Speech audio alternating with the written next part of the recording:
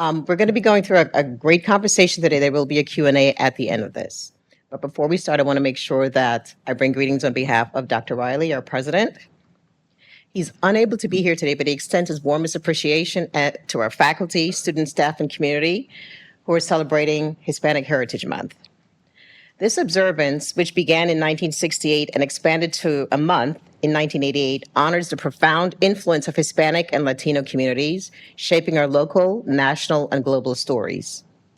It aligns with the independence anniversaries of several Latin American nations whose perseverance reflects the same strength seen across Brooklyn today, and of course in Brooklyn.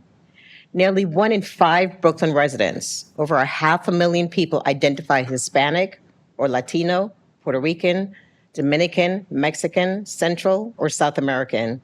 And these families enrich every aspect of our civic life, from public service to healthcare and innovation. Yet, inequities exist. Hispanic adults are twice as likely to be uninsured as white adults, and chronic disease disparities often stem from systemic inequities, not personal choices. Today's panel, Latino and Underserved Community Leadership in Public Service and Health Equity and Access, challenges us to look beyond statistics toward solutions, building partnerships that unite health, housing, and justice in pursuit of true equity. Downstate proudly advances the SUNY Diversity, Equity, and Inclusion Action Plan, including initiatives such as our Diversity, Inclusion, and Equity House Staff Council, which ensures that our workforce reflects the communities we serve. But our mission goes beyond policy. It's very personal. Serving Brooklyn means that serving all who make it strong ensures that future healthcare leaders, many first-generation students, see themselves represented here. We will continue to celebrate Hispanic heritage as a living commitment to equity, access, and partnership. Our panelists, Dr. Marlene Camacho Rivera, President Elizabeth De Leon of Gutman Community College, Dr. Jose Diaz, and Kevin Garcia, we want to thank you for exemplifying that commitment. And to everyone in here in person and online, thank you for helping Downstate lead with compassion, keep care close, and making excellence inseparable from inequity. I wanted to give a special shout out to our friends at CUNY and to the Environmental Justice Alliance. Now let's get down to business. I'm delighted to welcome Dr. Charles Bernacardi, Dean of the College of Medicine, who will introduce today's moderator. Dr. Bernacardi, thank you.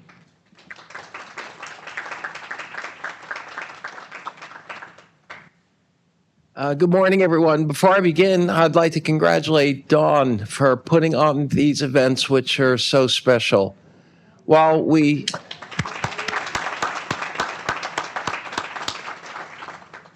spend our days so busy taking care of patients, research, teaching, administrating, that once in a while you have an event like this where you take a break and think about why we're here and what we're doing.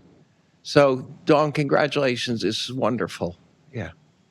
So, good morning, everyone. I'm Chuck Bernacardi. I have the honor to serve as the Dean of the College of Medicine. You may or may not know I trained here in general surgery, so I'm here because of the outstanding training that I got back in the 80s. I'd like to welcome to our Hispanic American Heritage Month panel discussion, Latino and Underserved Community Leadership in Public Service, Health Equity, and Access.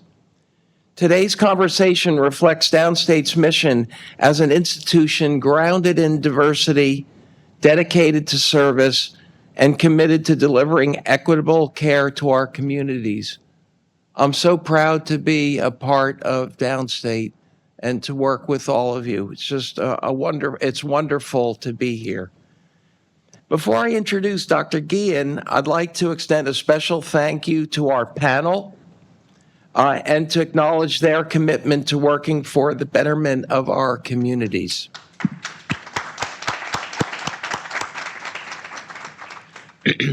Now, it's my great honor to introduce Dr. Christina Gillian, who's our new Interim Chair of the Department of Pediatrics and who has spent her entire career at Downstate.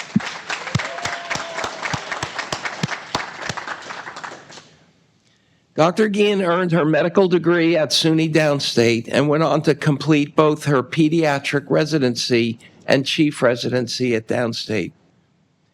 She has since devoted her career to advancing pediatric education, community advocacy, and health equity. Over 20 years in academic medicine, Dr. Gillian has served as the program director of the pediatric residency program, and as we know, that's one of the hardest jobs in the university. She served as vice chair of education and also the associate DIO in graduate medical education. As a director of the Pediatric Community Advocacy Division, she strongly believes in building partnerships that strengthen the link between healthcare and community well-being across Brooklyn. She developed a health disparities curriculum for residents and better understands the importance of serving truly unique and diverse communities. A second-generation Dominican American who grew up in Washington Heights, Dr. Gillian served as the 2023 SUNY Hispanic Leadership Institute Fellow, highlighting her outstanding leadership and mentorship. She also serves as the chair of the New York City chapter of the National Hispanic Medical Association.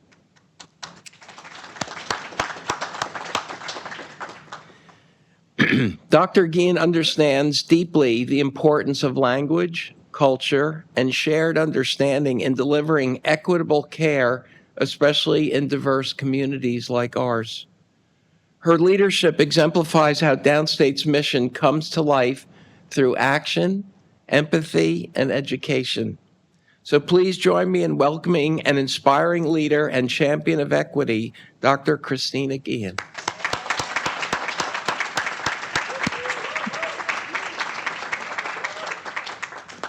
Thank you so much. I feel like I'm with familia right here, right? Which is great. So buenos dias, everyone. Buenos dias. Thank you, Dean Brunacardi, for that lovely introduction. I'd like to thank President Riley and Dean Brunacardi for their leadership and ensuring that SUNY Downstate Health Sciences University remains committed to diversity, inclusion, and equity. And then I would also like to thank Dawn Walker for the outpouring of love that you've given to this event. I've been working with you, and we've had 2 or 5 or 6 revisions of the questions because they have to be right. And we here come together to celebrate Hispanic culture and our leaders. So today's program is, powerful and fitting to close our Hispanic Heritage Month, right? So it's always how we start and how we end. By uplifting voices, celebrating leadership, and advancing the critical conversations that move our communities forward. This panel discussion explores how Hispanic leaders are reimagining public service, research, and community planning to address persistent disparities in health access, transportation, and equity. By highlighting the leadership of our panelists across diverse fields, this discussion celebrates cultural innovation and resilience while challenging the systemic inequities that continue to shape health outcomes in Hispanic communities. So it is my pleasure to introduce our panelists. So I'm a little bit out of order, I'm so sorry. So first is Dr. Marlene Camacho Rivera, is the Assistant Dean for Student Affairs and an Assistant Professor of Community Health Sciences at SUNY Downstate School of Public Health. She's a social epidemiologist whose work examines the structural and social determinants driving chronic diseases inequities in urban, racial, and ethnic minority communities. Dr. Camacho Rivera's research explores within-group heterogeneity in the chronic diseases outcomes amongst Latinos, translating these findings into multi-level, community-engaged interventions with support, chronic disease prevention, and improved self-management. A little personal plug, so I'm getting my MPH, and she is my faculty mentor, and it's such an honor, so. Next we have is President Elizabeth De Leon Bargava, who serves as the interim president of CUNY's Gutman Community College.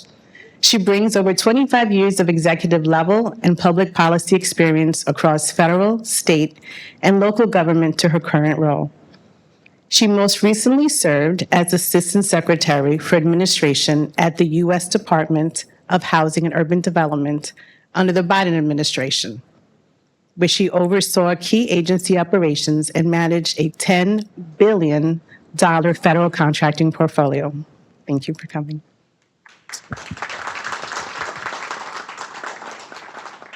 Dr. Jose Diaz is a Pride Scholar and Research Assistant Professor in the STAR program and Department of Internal Medicine at SUNY Downstate Health Sciences University. Dr. Diaz's research centers on contextualizing and reducing inequities that impact Hispanic, Latino, Latinx, Latine, sexual minoritized men, including health and healthcare access. His research focuses on examining how geographic mobility is linked to HIV prevention and treatment among immigrant and migrant Latine sexual minoritized men in New York City.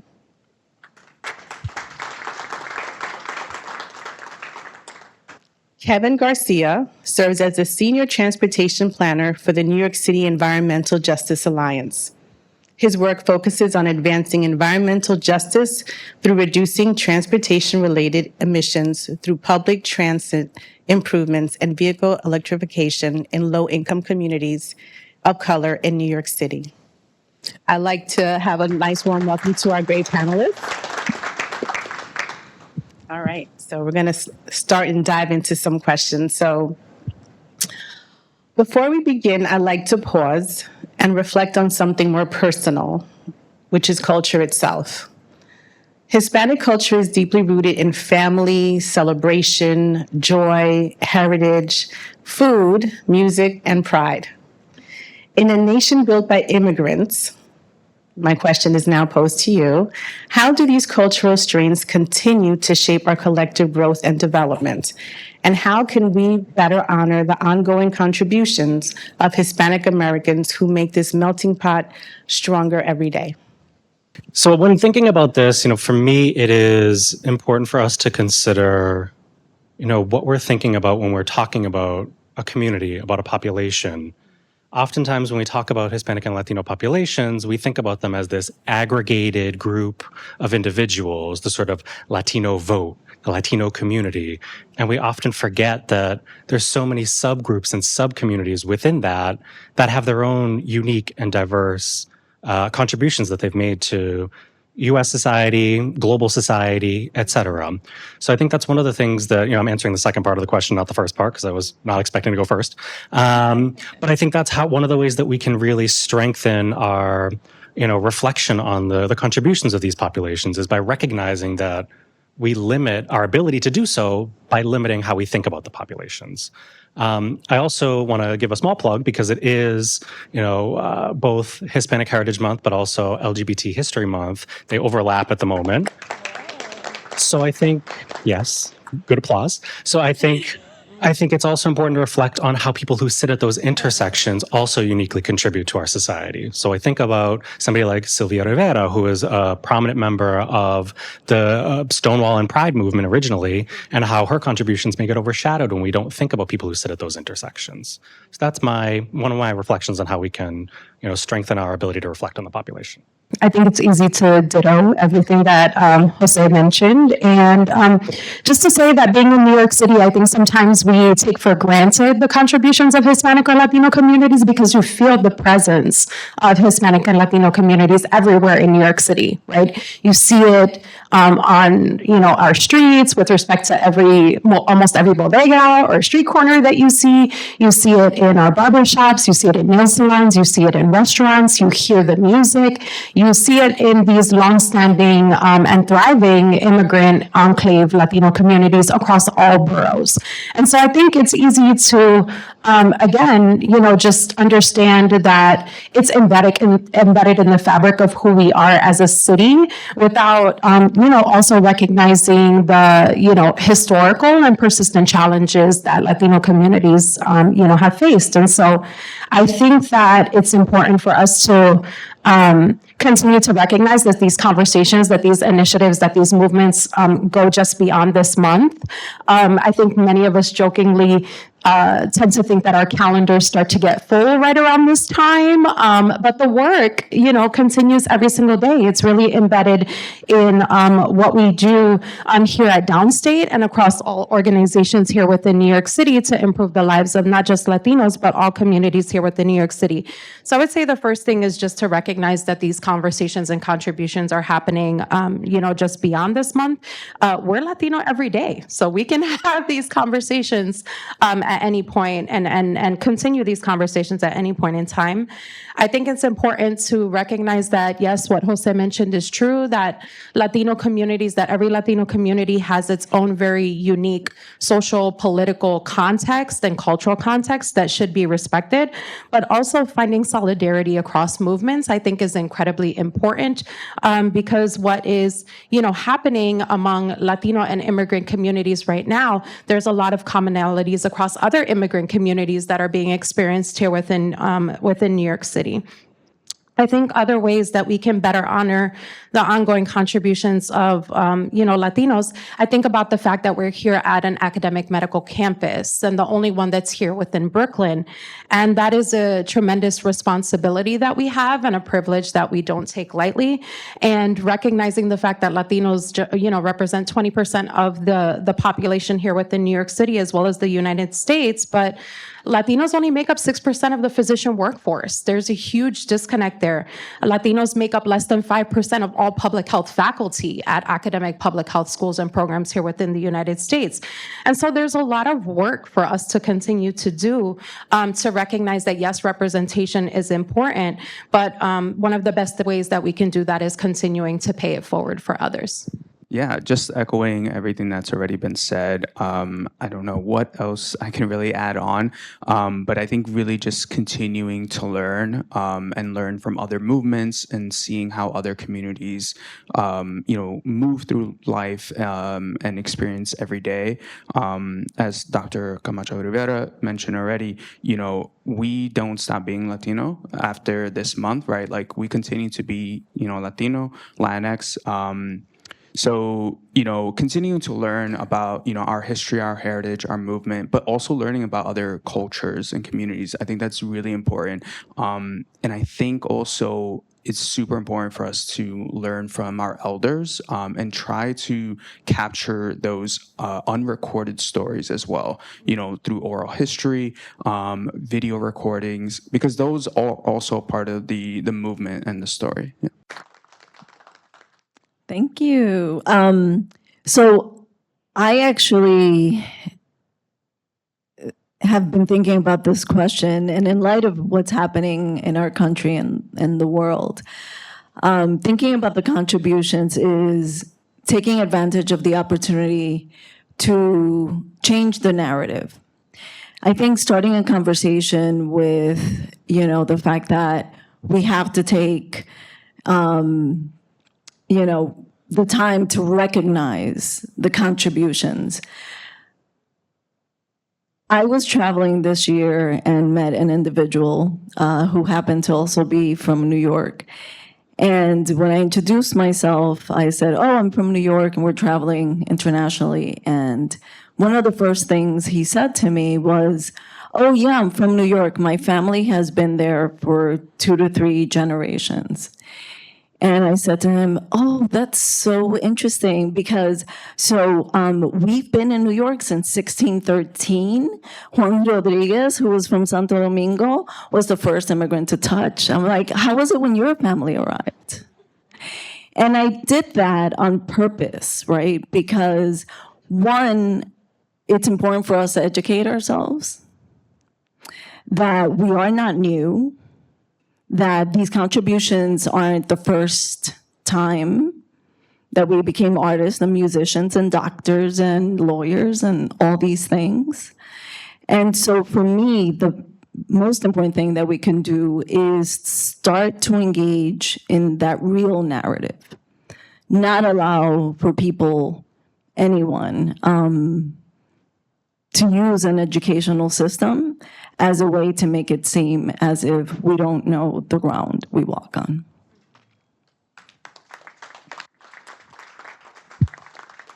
So I'd like to add to Just a little comment. I think, Kevin, the point that you made about knowing our history and our elders is so important, right? Because when we think about our elders, with our elders and with our language comes our history of who we are. So when you stand in a space and you're the only one standing in the space, and to your point, when someone is like, I've been here for, you're like, oh, well, let me tell you about the first Dominican didn't come to Washington Heights, right? But this sense of pride, but the only way you have that pride is if you know your history.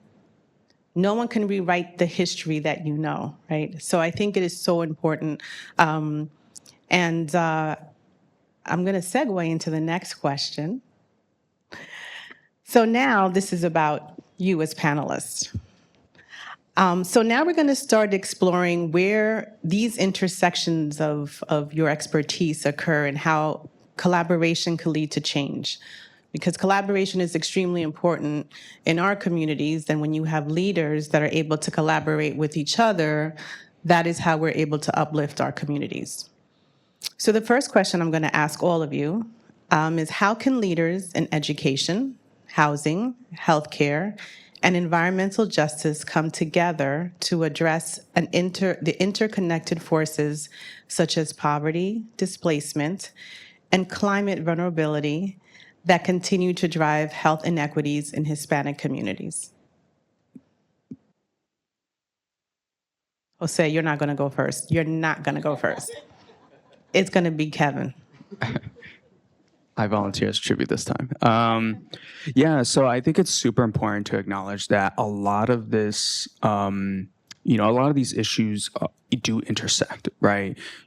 And that's sort of what we try to do and acknowledge at NEJA and with a lot of our coalitions where, we cannot just focus on environmental justice and say, okay, we need to improve air quality and we need to, center frontline communities. We also acknowledge that we need help and that we need to collaborate with the labor movement and the housing movement as well, and all these other movements, because ultimately we cannot get to justice, to reparations, to a better world without all of these folks. So a lot of the work I do is centered on reducing emissions or eliminating emissions from the transportation sector, and a lot of it is really prioritizing electrification.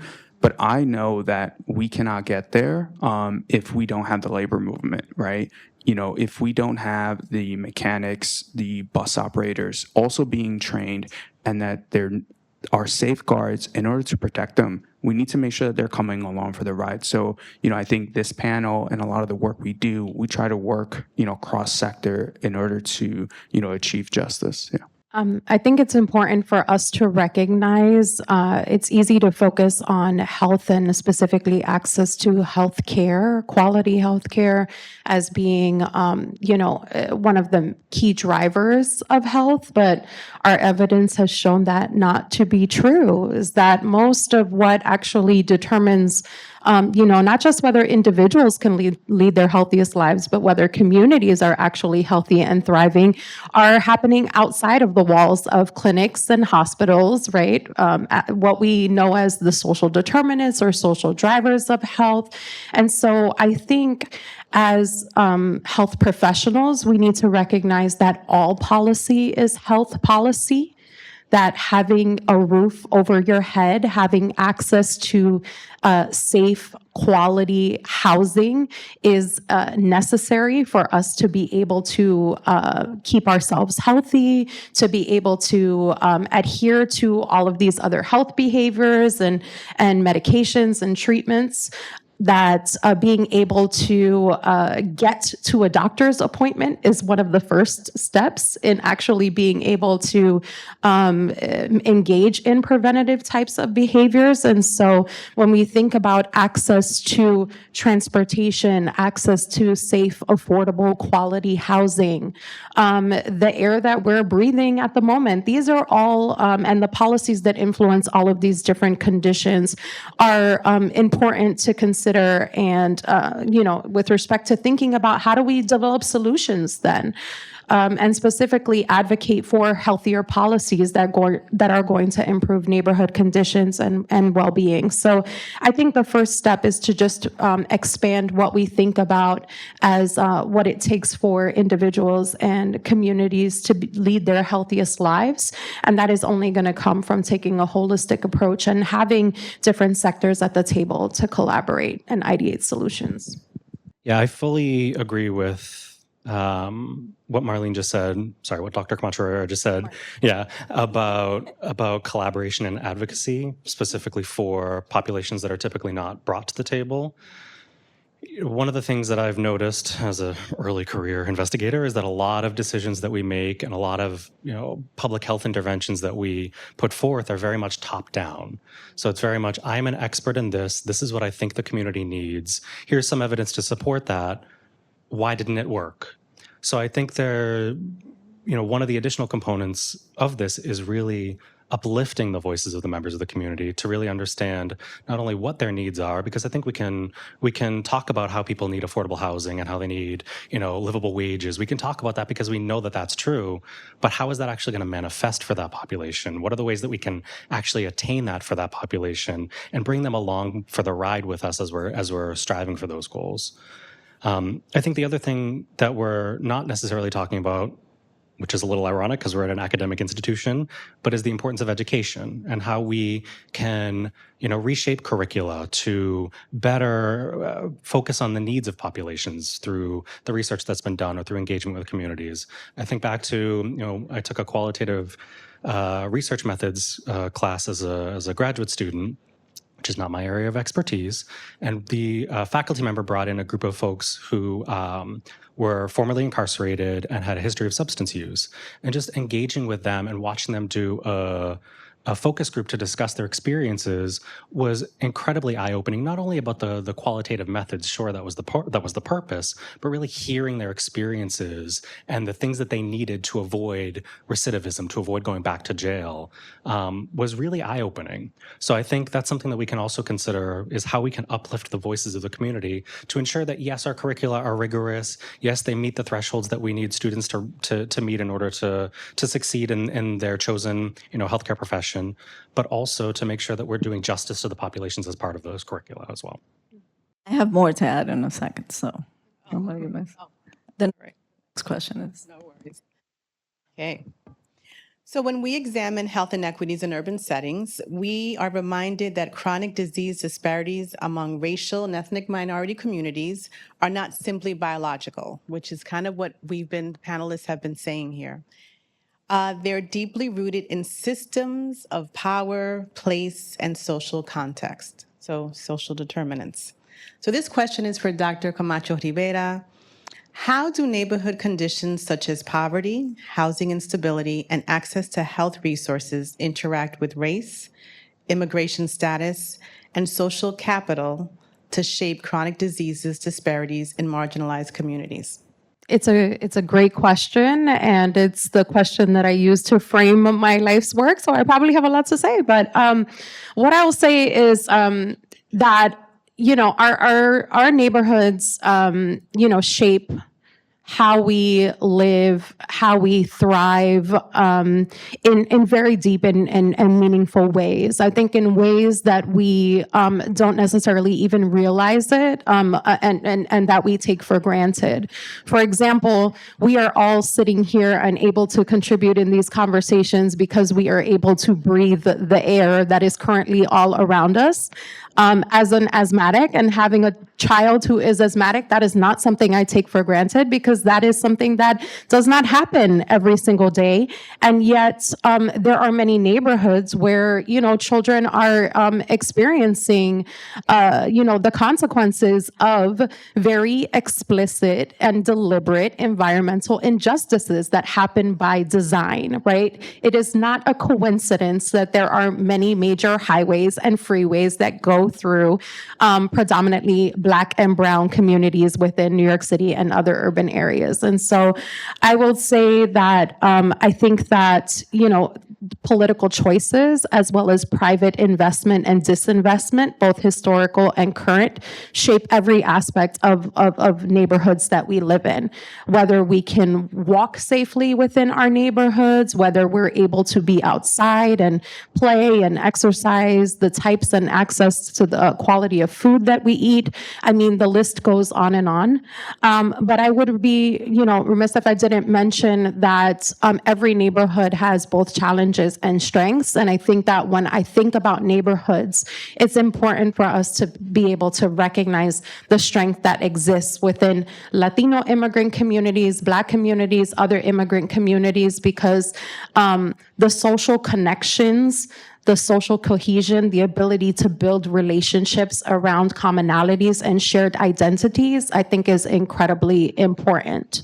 I grew up in East New York, Brooklyn, which by most health indicators would tell you that there's a lot of work that needs to be done. And yet I knew all of my neighbors, and my neighbors looked out for me, and our families looked out for each other. And it's a tremendous source of cultural identity and pride for Caribbean communities here within Brooklyn.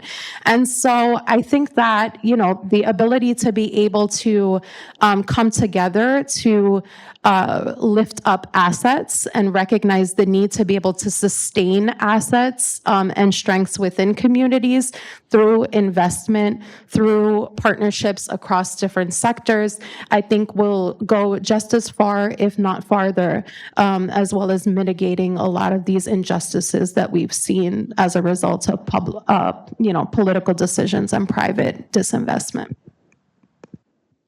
Thank you for the answer. And as you were talking, I was thinking about Hunts Point, right? Because when we think about asthma and where in the city is asthma highest is in the Bronx, is in Hunts Point. And the Hunts Point now is not what Hunts Point used to be, right? But when, I want everyone to think about when you're driving on the FDR and you look and you're going uptown and you look to your left, what are we seeing? We're seeing public housing, right? And it's our people that live there. So I think that, when we talk about highways, if you're going up to the Bronx, if you see on either side, I think these things were not made by chance, but made by design.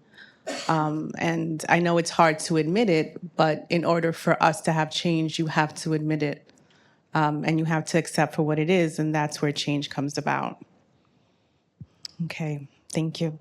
So the next question. So as we all know, housing is one of the strongest predictors of health. And yet housing policy and public health strategies are too often developed in silos, ignoring the deep interconnections between where people live and how they live. From exposure to environmental hazards to overcrowding, eviction, and displacement, it is well known that unstable housing conditions directly contribute to poor health outcomes, right? So my question, President De Leon, is where do you see the most significant disconnect between housing policy and health equity? So it's a two-part. And what would it take to close that gap so that every policy shaping where people live also supports how well they live? Amazing question. These are not easy questions. We could spend a semester on each of these questions. The reason I didn't answer the last one is because I knew this question was coming up and I felt that I can answer both now. I'll give you a little bit about myself. First, I have to update my bio because whoever wrote my bio is one of my senior advisors from the past. We'll deal with that. But so I'll tell you a little bit about me. I'm a civil rights attorney. I was born in the Bronx when the Bronx was literally burning. We all remember the front page.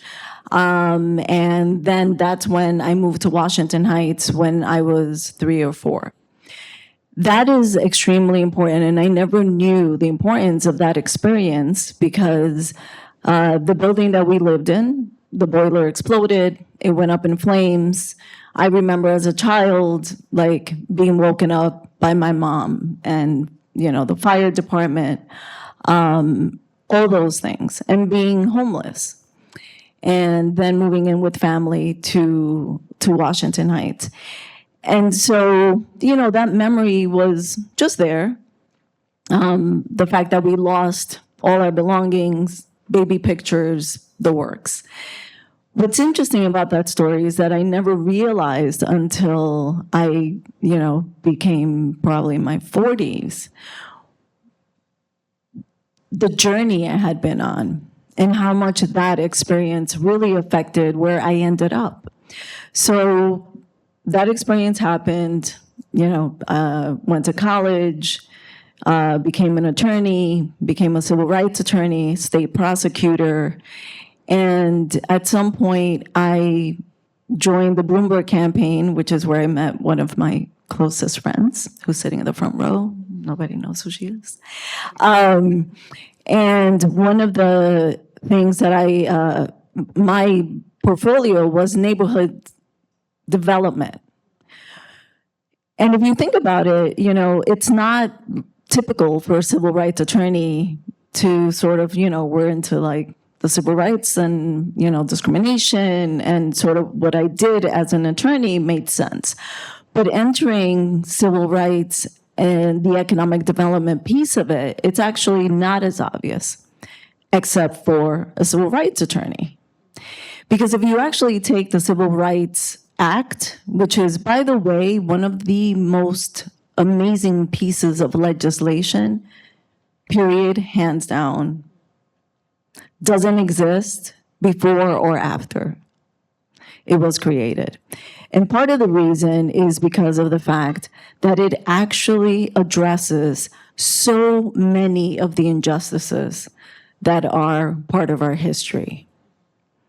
It addresses not just the housing aspect of it. If you know the U.S. Department of Housing and Urban Development, it deals with everything that we're talking about here. It is one of the proudest moments in our history. Given everything that's happening in our country right now, it is one of the things that I rely on to keep myself going. Because our country was able to come together once to do and address actual injustices, so we could do it again. The thread is there, the history, the education. But I say that because in thinking about this question, the urban development piece, especially being from New York City, you think about HUD and all you think about is NYCHA, NYCHA, and NYCHA. And maybe there are like a sprinkle of things there. I don't know, Hurricane Sandy. Right? But being an assistant secretary on the federal level and being someone who had the experience of a civil rights attorney, I thought I was going to end up at DOJ. I thought I was going to end up at the Department of Commerce. And ending up at HUD made me realize that the block and the neighborhood where I grew up was the block and the neighborhood where Jimmy Carter, who was president when HUD was in its infancy, came to visit. And so my world came full circle. I realized the importance of what it meant for a kid who actually endured and survived that experience, and the importance of us coming together and collaborating, not just on building housing, but building safe housing, building housing with health facilities, building housing with transportation is a priority. So you're not taking 3 buses, a train, and a car. And so that is what economic development is. That is what, neighborhood development is. So when we think about sort of like, what is it that we need everyone at the table, and we have an infrastructure to do that. So, part of it is having the right people in the conversations at the table in doing this. But I say that because I am the result of a community like yourselves. I am the result of people that came in every day and fought to make sure that my family had the services and the benefits. So I want to thank you, because it is you and the fact that we're coming together to have this conversation. You're taking the time out of your day to know that everything you do every day leads to a success like me. So thank you. Thank you for Thank you. And I think a lot of us can relate in our own ways of perhaps how we got to where we got, but thank you for sharing. So now, as we look at HIV prevention in Brooklyn, particularly among Latino and Black men, it becomes clear that this work is more than just data. It is about understanding how identity across race, sexuality, immigration, status, and economic realities intersects to shape real experiences with healthcare, stigma, and access to prevention. So, Dr. Diaz, how do intersecting identities such as race, ethnicity, sexual orientation, and immigration status uniquely shape the HIV prevention landscape for Hispanic sexual minoritized men in Brooklyn? Thank you for asking this question. It's a question that I really love because it allows for hopefully a small teachable nugget of a moment that you can take away if you zone out after I continue talking. The key point that I hope you take away from this is that it's not necessarily the identities that shape health. It is how those identities are treated. So how we discriminate against individuals based on their identities, the social stigmas, the societal stigmas, the structural stigmas, and I'll talk a little bit about each of those, but how those all work together to break down populations.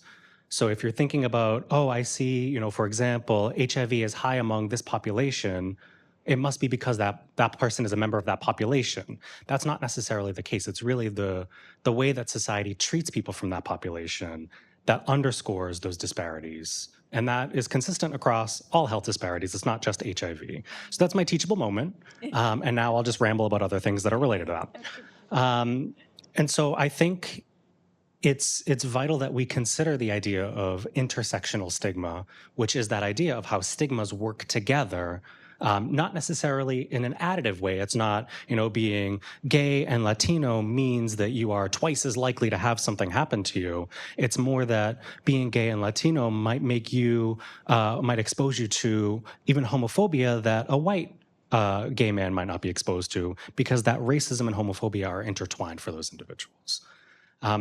So I think there's a real need for us to consider how these identities can differentially shape population health, because it's so fundamental to population health. And, I think a lot about queer affirming spaces and how those spaces may not necessarily be welcoming to queer people of color. I have heard anecdotes after anecdotes. I've seen some research, but it's a real frustrating concern that we don't necessarily grapple with. We often grapple with the idea of queer affirming spaces should exist. We should have curricula that teach, LGBTQ health competencies, and that should be sufficient. But the reality is that might be missing. That is missing, the populations that are sitting at those intersections. We're not teaching the appropriate health competencies for LGBTQ people of color. How do you treat populations from those intersecting, or patients from those intersecting populations? I could tell a personal story. It's not going to be as exciting as the personal story we just heard. But, to keep it anecdotal, when I was looking for a doctor in Brooklyn, not necessarily that far from here, they were not affiliated with SUNY Downstate. I will say that. They were not here, not part of Downstate. They advertised themselves as being queer affirming. So I was like, great, that's exactly what I was looking for. I want a doctor that I don't have to, define things for. The experiences that I had in that office caused me to stop seeing a doctor for about 1.5 years because I just couldn't deal with that kind of situation. It wasn't traumatic, it wasn't bad, it was just that invalidation of those identities that we had discussed and that I filled out forms to indicate were just completely invalidated through the actual conversations with the healthcare provider. And that was me as a post-PhD individual living in Brooklyn, who understands the social determinants of health and did a dissertation on things related to the conversations I was having with that individual, struggling to have those conversations with that healthcare provider. So I think we also have to reflect on the need for those attention to those experiences of LGBTQ people of color. And that's why I think attending the differences, the differential experiences of individuals based on their identities is so important. The last thing I'll say, because I don't want to just be doom and gloom, even though that is my natural approach to life, is that one of the things that we're doing here at SUNY Downstate with medical students is we're trying to train them in, LGBTQ health competencies. We have the LGBTQ health pathway, which is a really phenomenal pathway that I'm a mentor for, and it's really student and faculty, but really student driven, and the unique aspect about that, because you can learn about LGBTQ health competencies in a variety of settings, but it's happening here at SUNY Downstate, where the patient population is predominantly people of color. It's predominantly immigrant individuals. So I think even if it wasn't the intention of the pathway, it's manifesting that attention to intersectional identities in ways that you might not be seeing at other institutes that don't serve those populations. So I wanted to give a shout out to the LGBTQ health pathway and to not end on doom and gloom.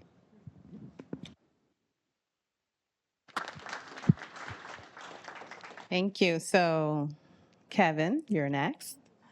So when discussing environmental justice in New York City, it's essential to recognize how race, class, immigration status, and urban planning intersect to shape life in vulnerable neighborhoods. Transportation corridors and air pollution disproportionately impact low-income communities, as we all know, and it makes the city's environment health deeply connected to issues of power, voices, and equity. So how do overlapping access of race, income, and immigration status affect which neighborhoods bear the brunt of pollution, congested traffic, and infrastructure burdens in New York City? So if you were to sum it up, the question would be, which neighborhoods become sacrifice zones and why? Yeah, thank you so much for that question. I think one thing to acknowledge that, was mentioned earlier is design, right? Like, how are we planning our cities? So we have to acknowledge that there have been historic policies that were unjust, redlining, exclusionary zoning as well, urban renewal, that really have shaped not only how our city looks, but where people live, where people work, where people go to school, things like that. In the same communities where we see these polluting infrastructures, right? When I think about transportation, highways, ports, now these e-commerce mega warehouses that are trying to meet same-day, next-day delivery demands. There's also other polluting infrastructure, right? We have Department of Sanitation, garage trucks. I mean, we have one like a block or two away. But we also have what are called peaker plants. So these are power plants that, during the really hot days, during our heat waves, they can bypass emission regulations. So they flip a switch and they emit some of the nastiest air because the grid needs that power. We need to make sure that people are, getting the electricity they need in order to power their ACs or to keep people cool. So what happens is also, a lot of the land, that is in manufacturing districts that have been zoned for, industrial uses tend to be some of the cheaper land, but also this is where some people tend to live. Rents tend to be lower. And communities of color, low-income households tend to live and have historically lived there. And these are the same communities where you'll find some of the greatest injustices, right? You'll find the least amount of environmental amenities, including open green space. You'll find the least amount of trees. You'll also find the least access to public transit. So what we're also seeing is, these are the communities that suffer the most from urban heat island effects, but also suffer from the highest rates of asthma and other cardiovascular diseases. So what we need to be making sure that we're doing is that when we are making investments or prioritizing policies to improve air quality or communities, that these are the communities that are on the front line or being prioritized for that. I have another set of questions, but maybe I'm going to mix it up. I'm going to open up the floor because I think we'd said a lot, right? And I know that this conversation seems serious, but it's not that it's serious, it's that it's real, right? And I think that It would be good. I'm going to open up the floor. Anyone has any questions or comments that they'd like to pose to our panelists? Now would be a great time because I don't want anyone to leave and not have a question, and then I'll go back to my questions. Great. Thank you very much for this wonderful and necessary discussion. Being that this is an academic institution, my question is essentially, what advice do you have for students who want to make a difference in healthcare and or community leadership and carry this work forward? I wish this weren't the case. But the honest, what we all know to be true is that none of us are educated on the injustices that we're talking about. None of us.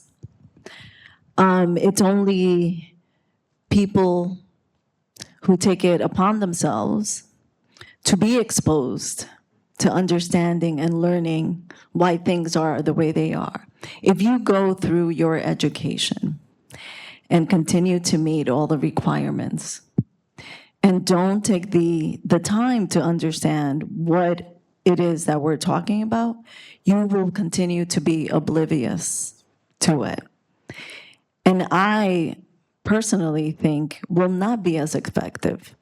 But more importantly, it'll continue to build the frustration because you just won't understand why it is that you're hitting certain walls, why you're hitting certain things, why your patients are not doing certain things. It's only when you take it upon yourself to learn about the things we're talking about. Redlining wasn't just about the banks redlining neighborhoods to ensure that, they paid the highest interest rate or were denied mortgages. That was one of the things. Redlining neighborhoods also meant that those neighborhoods did not get resources. When you think about affordable housing, when you think about what happened with housing, government was implicit in ensuring that certain neighborhoods didn't get housing. And so when you think about even our own city, our beloved city that we love so much, and you think about how it was that Central Park was created and Lincoln Center, and when you think about, in East Harlem, when the Department of Sanitation didn't pick up, the garbage for God knows, talk about health issues. So for me, the number one thing, especially entering the world of education, is for everyone. If you have and can take the time to learn, whether there's a professor, there's a class, CUNY teaches, SUNY teaches, we have amazing faculty. We are lucky that we live in a city that actually provides this information if you actually want to take the time to learn about it. I will also just say to our students that you come in with so much knowledge and expertise before you ever step foot into any classroom. I would always say that the reason why I came into public health and why I focused on health equity was because I probably felt like I had a graduate level degree, a master's degree, if not a PhD in health inequities because of my lived experiences, growing up here. And so I would say, I think it's important, yes, to, continue to learn and also ask questions, interrogate why we're learning what we're learning and what is being left out of the curriculum, and really thinking about how we can continue to push and advocate for everyone, regardless of whatever degree program they're in, whatever institution they're attending, to make advocacy, to make community organizing, to make understanding political processes and how legislation is made and can be changed in this country required, because that is shaping the way that we conduct our science, the way that we practice healthcare, the way that we are able to teach what we're teaching within classrooms. And as has already been mentioned, what can be done can be undone, right, with the right legislation. And so I would just say to continue to advocate for pedagogy, for curriculum that is really rooted in assets and community organizing, that is anti-racist, that is decolonialist. I mean, we can go on and on about so many of those other topic areas, but I think that part of it comes with being open to learning beyond your disciplines, and then thinking about the integration and also the interrogation and empowerment to ask new questions about the way that we're moving our disciplines forward. And I just have a quick addition to that. I think the other piece of that is also being comfortable being wrong. So we learn by making mistakes. And it's when we approach things with an open mind about our wrongness that we're able to learn those new lessons. Sometimes they're hard lessons. I mean, I think about how little medical education has covered trans health, for example, for a long period of time.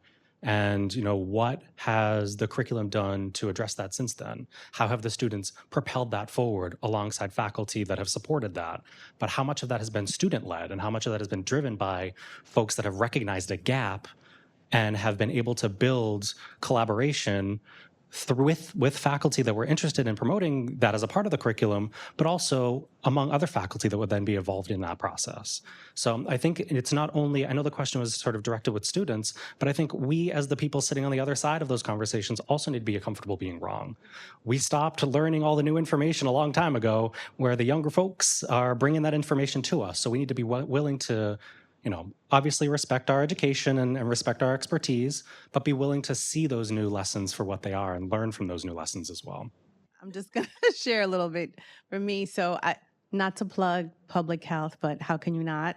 So, as a doctor, I felt that the clinical aspect, right, in my lived life experience as a minority woman in medicine, was all great, right? And I think there came a point when I started doing a lot of community advocacy where I felt, and I had this conversation with Marlene, I guess when I said, this is what I want to do is get my MPH, where I felt that that's what was missing, right? So your lived life experiences, it just brings you so much to that edge where you're like, there's something that's missing. And for me, it was that. And, when people say, how do you balance, all the things that you do and also getting your MPH, I will tell you that whenever I'm in my classes, it's like it makes sense to me, right?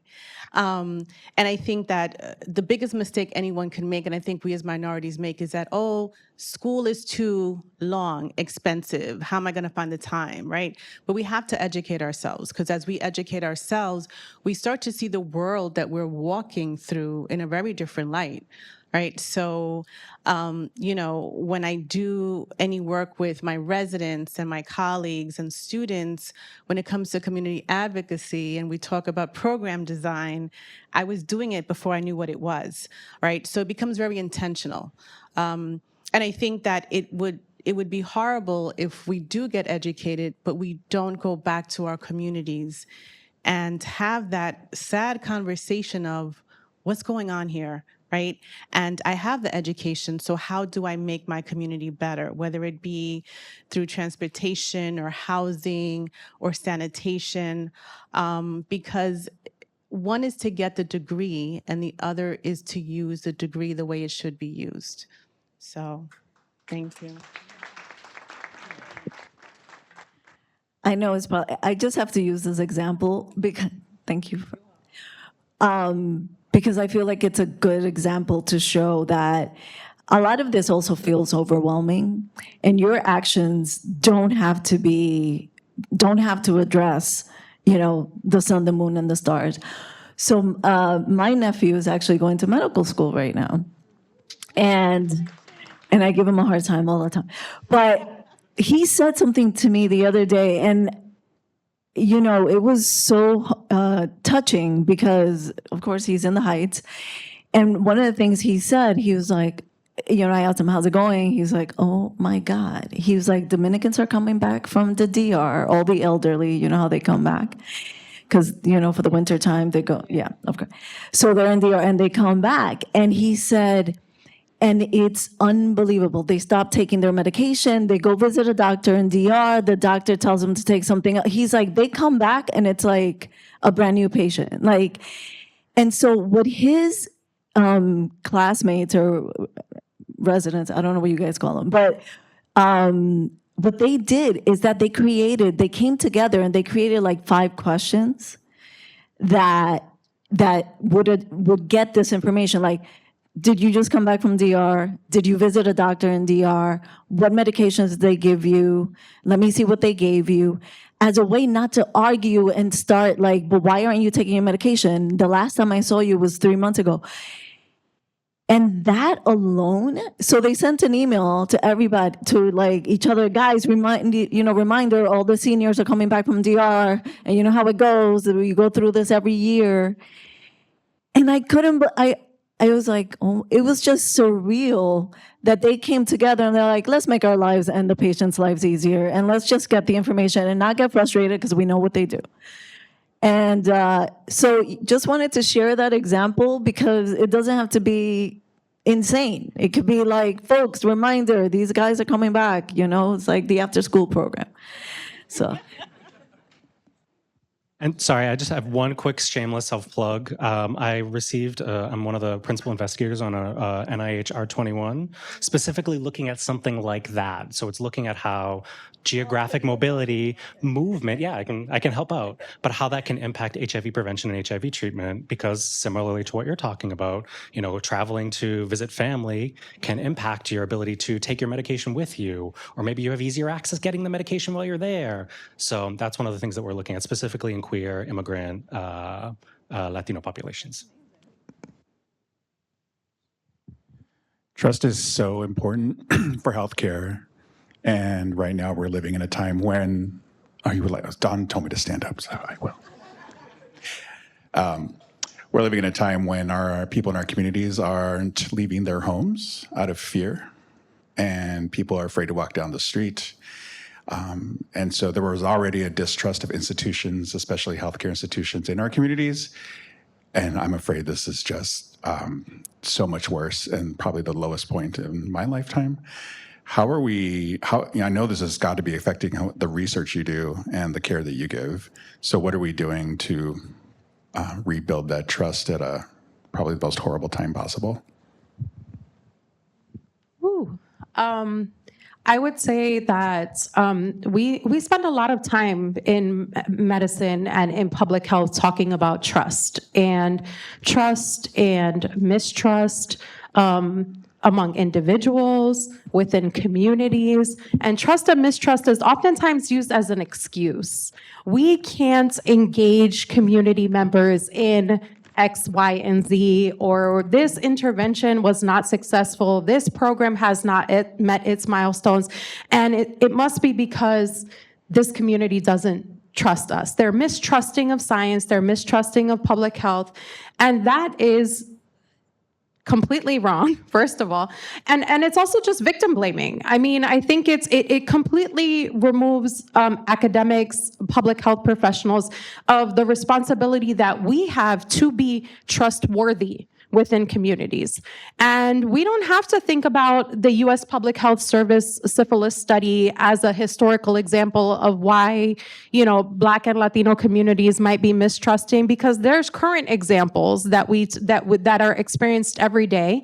And so when I think about trust and mistrust, I think, what are we actively doing as hospitals, as academic centers, to be worthy of trust within Latino and immigrant communities? Because a little skepticism is actually healthy and protective when you feel like an institution or a particular individual may not have your best interest at heart.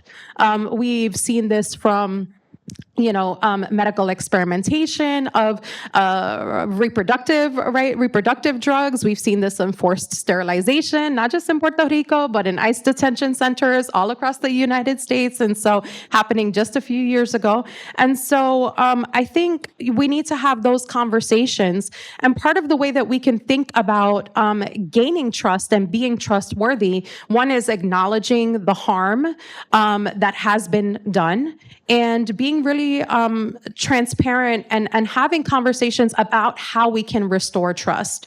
Some of the ways that we can restore trust are actually going out and engaging directly with communities and having conversations about how can we serve you beyond just our own agenda, beyond just our own vested interests. What would it mean for us as an institution, for us as a hospital, to actually be serving Latino immigrant communities? And a lot of the times we'll find that that might be moving beyond just thinking about healthcare to helping to address social needs, to help advocate for better conditions. But it also comes with meeting people where they are and recognizing that the onus should not be on individuals alone to address these broader systemic barriers. So if you're afraid to come to Downstate because you're worried that you will be detained by ICE, Downstate should be thinking about developing home visiting programs, which we have had, right? To be able to address mobility issues and things like that, or working more with trusted community spaces to be able to bring care to people beyond these walls. That can be done for other public health programs. That can be done for educational initiatives. So I think, engaging in those conversations, engaging in activities and advocacy that moves just beyond our own individual purpose in true service and purpose of communities, and thinking about what we can do with respect to restorative practices to become more trustworthy. We have another question over here. Hey, how you doing? I'm a pediatric hospitalist. Most of the patients I take care of have respiratory issues, asthma being a big one. Latino children suffer higher rates of asthma than any other group. How can communities, local leaders tackle these issues on? Most of this is due to housing issues. Most of this is environmental issues. What can we do about that? Yeah, thank you so much for that question. I think what's really important is that, when we are thinking about the positions that we are all in, that we should be working with community-based organizations to look at the solutions that they are proposing. A lot of these communities already have community plans. They already have solutions for how to reduce emissions. And I think working with them is super important as we look to reduce emissions.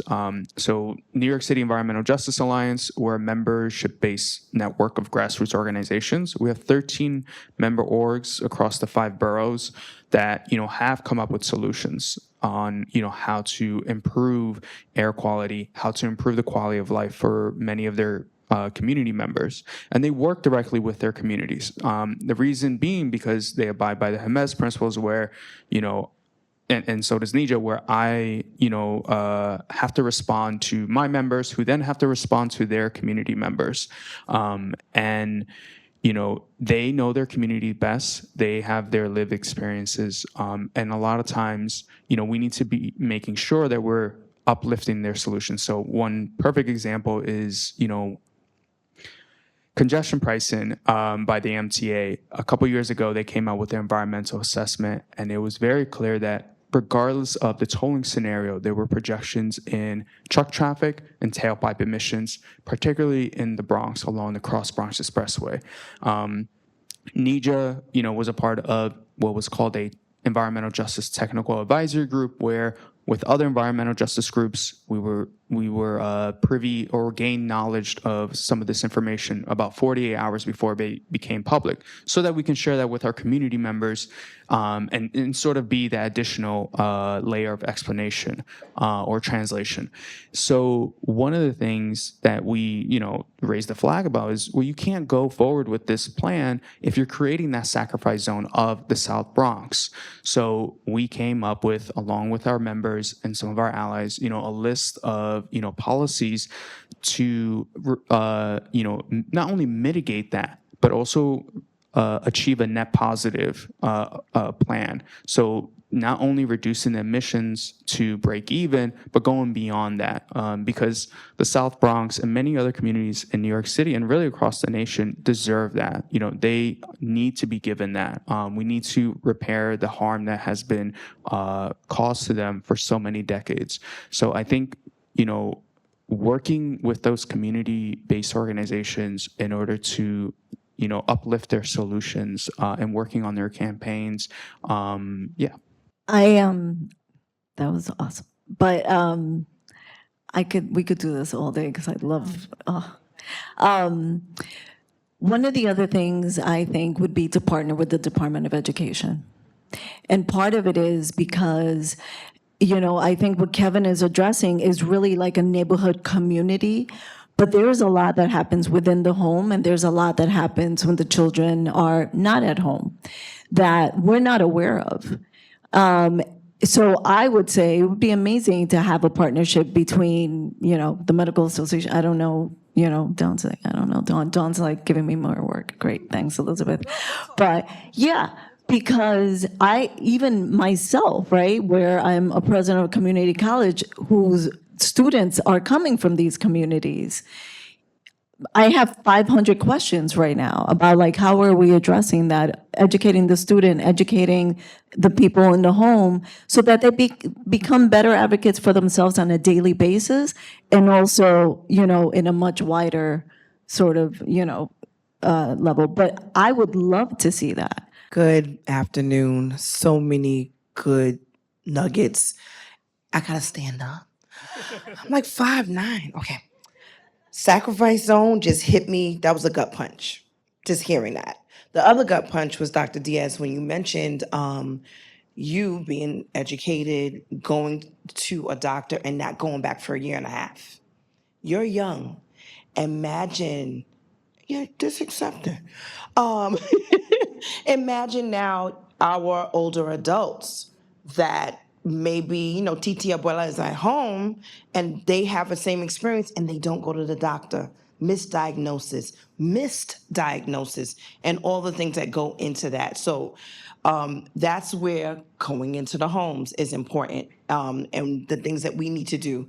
And having community partners that we do work with, for instance, at Downstate, where we connect and do outreach, something that we are working on, our new interim chair, with Pediatrics, bringing DOE into the building. And we're going to go school district by school district and do clinics and do information on vaccinations and all the above that can go on, because we are missing those moments that can be a misdiagnosis, like this gentleman mentioned, to segue into my conversation about asthma.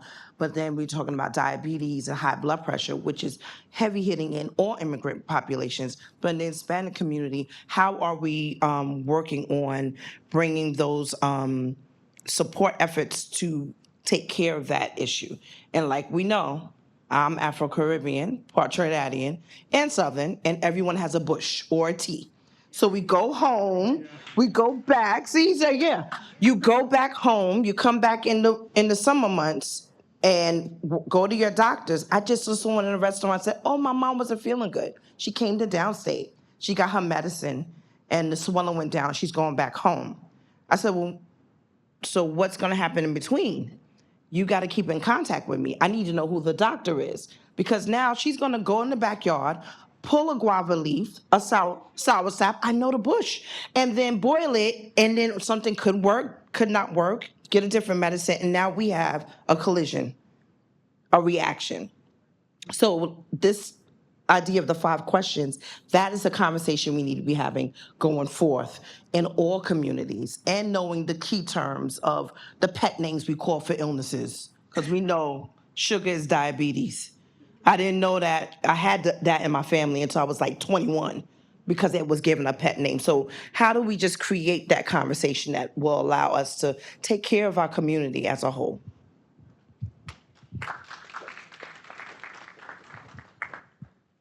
Dawn, do we have time for another question? We have time for 2 last questions. Yay. Go ahead. Well, bringing this back to the Latino community focus a little bit, how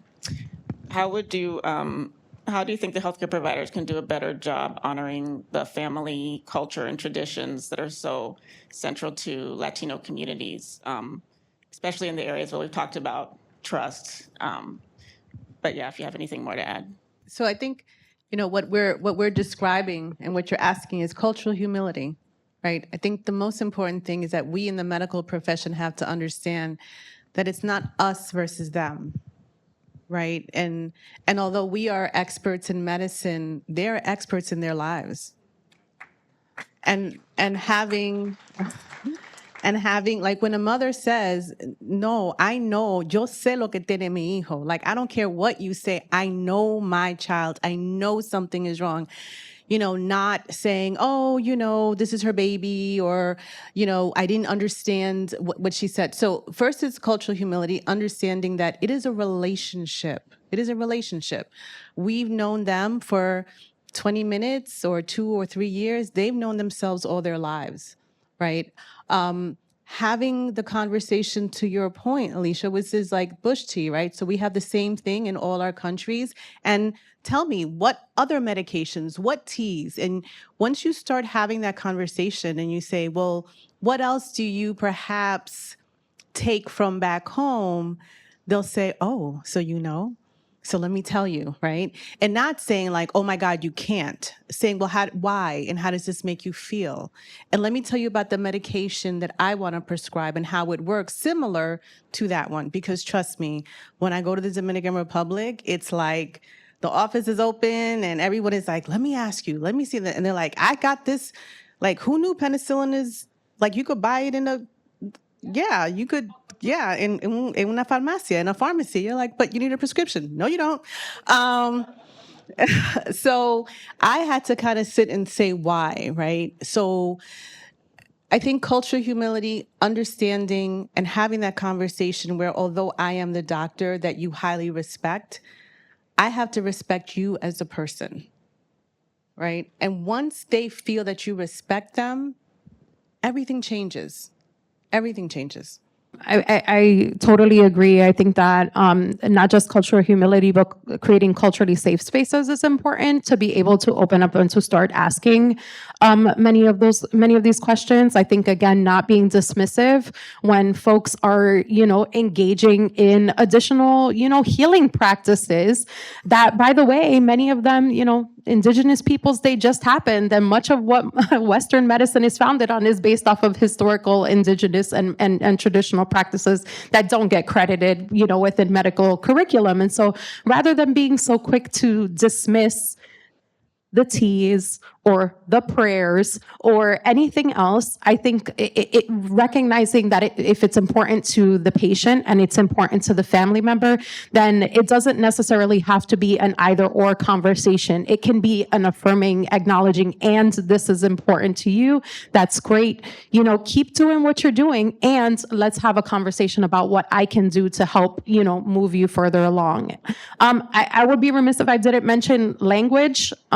Language alone is not, sufficient, but oftentimes it is necessary to be able to have a conversation, right? So I think paying attention to differences across languages, right? Because when we're talking about Latino communities, what is one word in one, group could mean something very different in a different group. And so acknowledging when you don't understand what this word means and can have somebody explain, oftentimes if there is another family member or a friend there, just opening up the conversation a little bit more to, again, say, I'm not sure what you mean by that. Can you explain further? Rather than being so quick to dismiss it, because that could be the difference between, shutting down a conversation or missing a key piece of information, in this person's health. So I think that language and cultural nuance and context within language, I think, is also really important to recognize. I just want to add, so a plug for a movie I watched literally this weekend, Brownsville Bred. If you haven't seen it, I have to tell you, it's just this conversation here is, especially for healthcare providers, that would be a good movie for you to watch, and it's available. And I just have one. I want to make sure that we have time for the last question, but I have two small points to make, and I've already forgotten one of them, so I'll make the second one first and hope I remember the first one.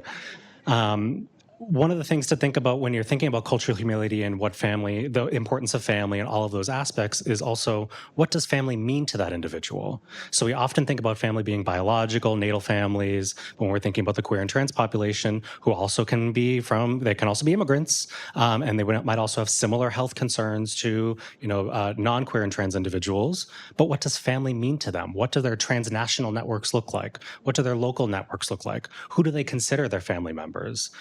So I think that's another piece of cultural humility that we often forget, because we think of family as being this very, frankly, binary idea of either you were born as a part of a unit or you were not born as a part of a unit, and you sort of joined through some other sort of ceremony. So I think there's that other piece of cultural humility that we often lose in the conversation. And the other thing that I was going to say was about something that you said that I cannot remember. So it was not insightful. Thank you. Yeah, my question is twofold. One is, how do we reconcile what's done? So I live in East New York, and the Bell Parkway is not going anywhere. And I can count like 3 sanitation depots in my neighborhood, and that's not counting those areas that you can bring your garbage to, you pay to dump your garbage, and it's a whole bunch of dust that comes up in the neighborhood. And then also, Amazon has like 3 or 4 new big warehouses there. I mean, it helps me to get my stuff, on Amazon real quick, but I mean, it also causes like a lot of pollution. And the other question is mostly for Kevin, is like, I feel like I've been recycling before recycling was in vogue. But then, like, I was talking to my neighbor. We live in a row of private houses, right? And right across the street is like the 3 floors NYCHA developments. And they're talking about fining us for not recycling properly, but then they don't recycle at all. So what's the policy? Yeah, thank you for that question. I think to your first question, the most important thing is acknowledgement that the harm has been caused and that there needs to be repair. A lot of lawmakers, city, state, and federal agencies are coming to that realization and are trying to do that. But it's also important that we have laws and policies that are adopted that mandate, investments in repairing these communities. So one perfect example is the climate law that was passed in 2019, the Climate Leadership and Community Protection Act, the CLCPA.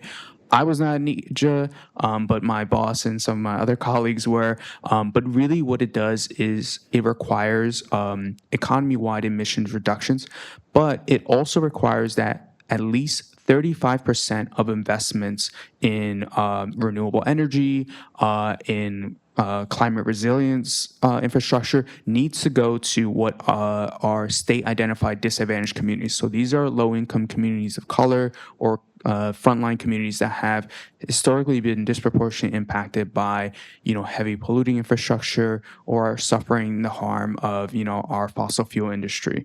So I think that's really important. That's always the first step, because then we can, sue the state or sue the city, when these mandates are not being met. I think when it comes to recycling, I've also been a big recycler as well. I was making my parents recycle at a really young age. They were like, yeah, that's cool. Whatever, we'll do it. It makes you happy. But, it's very important that these policies are not just enacted, but also the education, right? And, sort of like what was being said here earlier is meeting people where they're at, right? Teaching people how to do it. One new program that's come online is the organics or composting program. A lot of people were not happy with it. They thought, I have to go through my garbage and pick out any food scraps, any soiled napkins, cardboard boxes, or like pizza boxes. And I was like, no, you just put that off to the side, right? And then, you put it in a separate bin, the brown bin. It's really education and meeting people where that, but then reminding people, of these programs. I know sometimes in buildings, we have, people who move out and then move in. New York City is, notorious for that. Reminding people like, hey, these are the programs that are in place. We have recycling. This is how we separate, metals, glass, paper, etc. And we also separate composting. And this is how we do it. And it's very important to do this, not just because it's the law, but because we have to, we're in the middle of a climate crisis, and we need to do everything we can in order to reduce emissions and improve the climate. Yeah. What's worked for me, because I'm sort of in the same situation, I found out who my sanitation department is. Like, they have regions. Mine is 9, so every single region has, I DM them. And believe it or not, it's worked. Like, they respond, right? And you can DM sanitation. You can DM all the different agencies and say, why is this happening? And, it's short, quick. I don't know how to DM, but my niece does it. But it's worked. I'm use it, and, and it's worked. So I'm just letting you know, you're frustrated, DMing seems to work. So that's what I do. Can talk a lot after. So our time is up, and I don't know who said it. I think it was you, Liz, that we could do this for another hour and a half. This was great, and I just want to thank all the panelists for bringing their expertise, but more important, bringing your personal stories. Right. I think a lot of times when people are on panels, it's very much I come from and I represent, but we come from and we represent, but it's who we are. And I think being able to tie our personal stories of where we live or how we grew up or what we experienced into why we are where we are, what makes us passionate in terms of what we do is especially important. And of course, I'd like to thank our audience in person and those that are being live streamed for joining us. Hopefully, this will not, I'm just a simple ask. Hopefully this will not, Dawn, be the last of discussions like this. But I'd like to thank everyone. And like I said at the beginning, what a beautiful way to close out Hispanic Heritage Month. And thank you. Thank you for joining us. Just to reiterate what Dr. Gillian said, thank you all, everybody, for being here in person, online. For those of you who are here, understand the importance of these conversations, and we really appreciate you coming out. Quick plug, next week we're doing one on domestic violence awareness, so we'd love to see you there. At the end of today's presentation, please stop by and grab your Hispanic Heritage t-shirt. It's orange, I'm just saying. That's your favorite color. It's my favorite color, everybody knows this. And I really want to thank our panelists. Kevin, thank you so much, appreciate it. Special shout out to Eddie Bautista, another friend of ours from City Hall when we worked together, mine and Liz's. Dr. Camacho Rivera, she's always, always, always on point, always ready to jump in, and we really appreciate you. Dr. Diaz, my first time meeting you, I feel like I've known you forever, so thank you. The Downstate family is in the house, okay? Yes, and to my friend Liz, now president of CUNY Gutman. Oh, I'm so excited. I'm very proud of her, and I'm very fortunate to know her, and it is not without a great sense of appreciation that I can call on my friends across the board to make sure that we all get the messages that we need to. So if you've got friends, remember who they are, because they each bring something valuable to the work that we do. And I appreciate you all so much. Dr. Gillian, fabulous job. Thank you. She was incredibly nervous, but you would never know it. So thank you, everybody, and we'll see you at the next one.